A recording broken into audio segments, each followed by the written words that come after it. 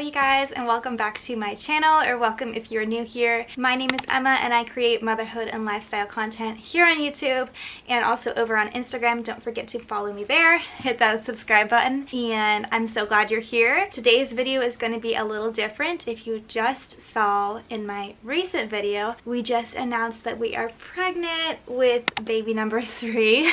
I still can hardly believe it. It is crazy. This video is going to be like a chit chat style video. I want to talk to you guys all about conceiving, like on the first try, also about my symptoms leading up to taking the test, and also like 10 to 17 DPO.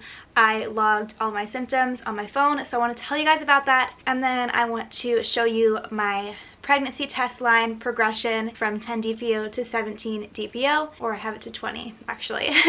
I thought that this might be interesting. I liked watching these videos when I was trying to get pregnant and leading up to taking the test during that 2-week wait. I just think this is all very interesting, and I didn't document this my last pregnancy, and I really wanted to, but I just I don't know, I was so sick and unmotivated. But I really want to stay on top of it this time with the pregnancy content. So if there's any type of videos you want to see, shoot me a comment down below or a message over on Instagram. So yes, we're going to talk about symptoms. I'm going to show you my tests and also talk about how we conceived on the first try. I'm probably going to be doing more pregnancy updates as time goes on. I'm actually only 6 weeks as of Thursday, and today is Sunday. So I am 6 weeks and 3 days today, and we actually haven't announced our pregnancy yet.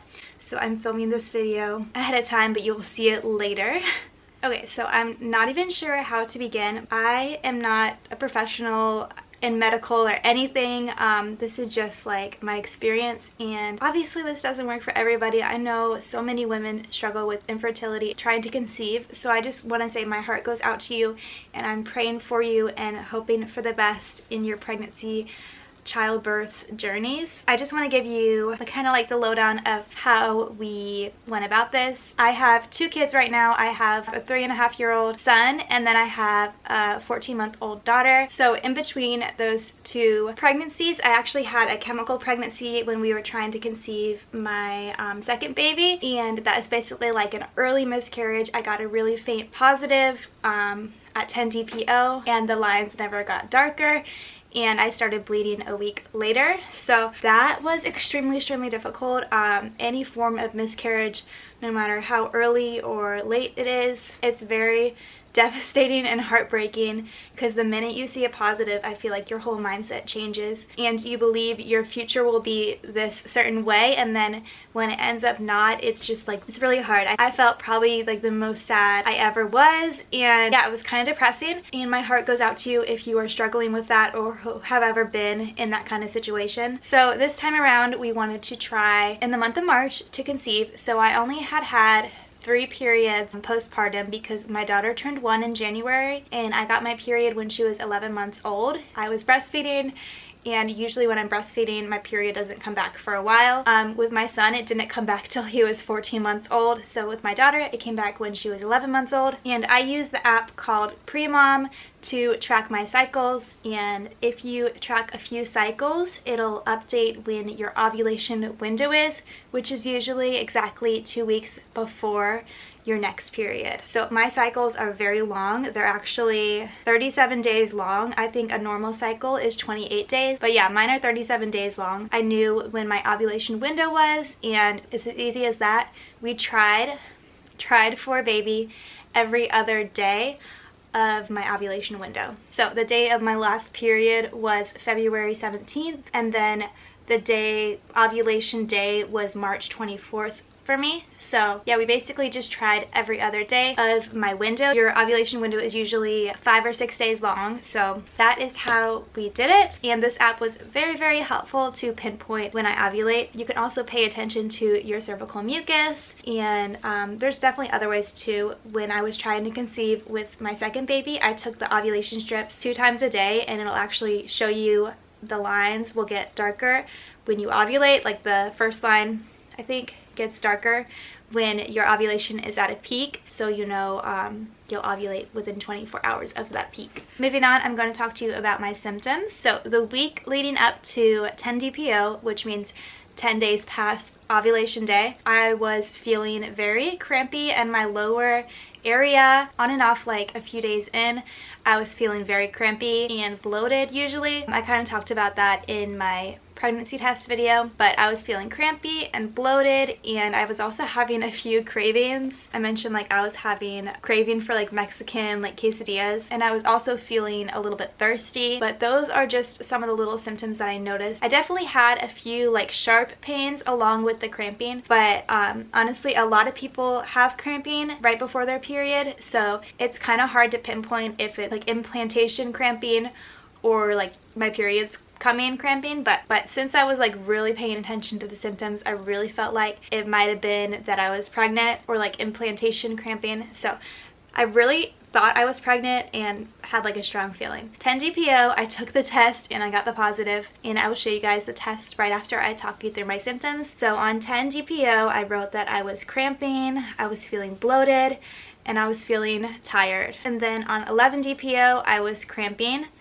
I was thirsty, I was feeling a little bit dizzy and lightheaded, and I was a little bit bloated. On 12 DPO, I was crampy, and I was very bloated at night, and I was very thirsty. Also, I wrote that on 12 DPO, when I was sleeping, I had a lot of like sharp pains in my like lower like uterus area. I felt like it felt really sore and sensitive, and then my legs were feeling a bit weird while I was sleeping. One of like my main pregnancy symptoms, my first pregnancy, was I had a lot of restless leg syndrome when I was sleeping, so my legs would just like, I'd feel the need to like kick or move them all night long, and they were uncomfortable. So I was kind of feeling like that a little bit. I was feeling a little bit nauseous that night as well. On 13 DPO, I was bloating on and off all day, and I was having a slight sharp pain in my lower area, and I was also having a little bit of lower back pain,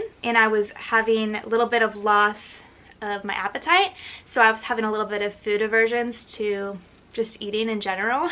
Okay, so on 14 DPO, I was feeling very low on energy. I was very tired this day. I remember I felt like I was gonna like fall asleep at any moment during the day. It was so bad, and I felt so bloated at night. And I also wrote that my nipples were a little bit sore when I was breastfeeding, as I'm still breastfeeding my 14-month-old. And then on 15 DPO, I wrote that I was bloated, tired. I wrote that I took a nap actually. I usually don't take like daily naps, but I took one. And then I also wrote that my mouth felt really dry, which is probably because I was thirsty.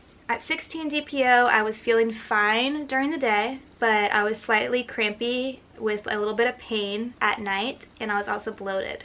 And then I also wrote that my nipples were a little bit sore when breastfeeding again. On 17 DPO, this is the last day that I logged, I was bloated and I was crampy in the morning, and I kept getting cold and hot all day long. Like I would go through stages where I was like freezing, and then I would go through stages where I was like super hot and sweaty. I also wrote that I was feeling a little bit sick, but I don't know if it was because I was not eating good meals that day. Yeah, that is where I'm at. I felt like one of my main symptoms right now, I don't even know if this is a pregnancy symptom, but I feel very hot at times, and then times like I feel very freezing, and I keep going like back and forth all day long. And I still need to look this up to see if this is like a pregnancy symptom, because it's so weird and I never really dealt with this one before, but I just thought I'd share that. I'm going to show you my pregnancy test line progression. I hope you can read the numbers on the test. I wrote like what day it was. I like to see these sometimes, so if you're interested, just stay tuned. Okay, here we have all of my tests. I'm going to kind of show you guys one by one, just so you can see that progression a little bit better. I wrote on the side here at 10 DPO, and that is when I took my first test. And as you can see, there is a little line there. Sorry, these are definitely like old and drying now, but you can kind of get an idea for how it looked. So this is 10 DPO. This one was taken at 11 DPO, and I'll also just say that these were taken first thing in the morning with first morning urine. You can definitely see that that line got a lot darker. And the next one is 12 DPO, just like that. And then this one is 13 DPO. Okay, the next one is 14 DPO. You can definitely see that that line got a lot darker on 14 DPO. This next one is 15 DPO. Sorry if I'm shaky, I'm trying to be very steady. Kind of looks the same as 14. And then 16, that one definitely got a lot darker as well. And then here we have 17. I don't know what happened to this test, but as you can see, it looks a little weird. 17, and then here we have 18. The lines basically look the same color at 18 DPO, and then here we have 19, and then 20. So that is my test progression. Obviously these are all positives, but I thought it might be cool just to see the progression of the line getting darker. Zoom in a little bit for you guys. As you can see, they say that the HCG hormone doubles every 48 hours. So as you can see, some of the lines look the same color, and then when it goes to like every other day, the line gets darker. I also wanted to show you guys my first response test. I only had one of these, so I only took one, and this was taken at 10 DPO. And that is what the line looks like. It's kind of funny because this was taken at 10 DPO, but this one was also taken at 10 DPO. And you can tell the line is definitely very light on that other test. These ones are known for their early response, and they're a little bit more expensive than these like cheapo strip tests. Okay, and once again, thank you guys so much for watching. That is gonna conclude this video today.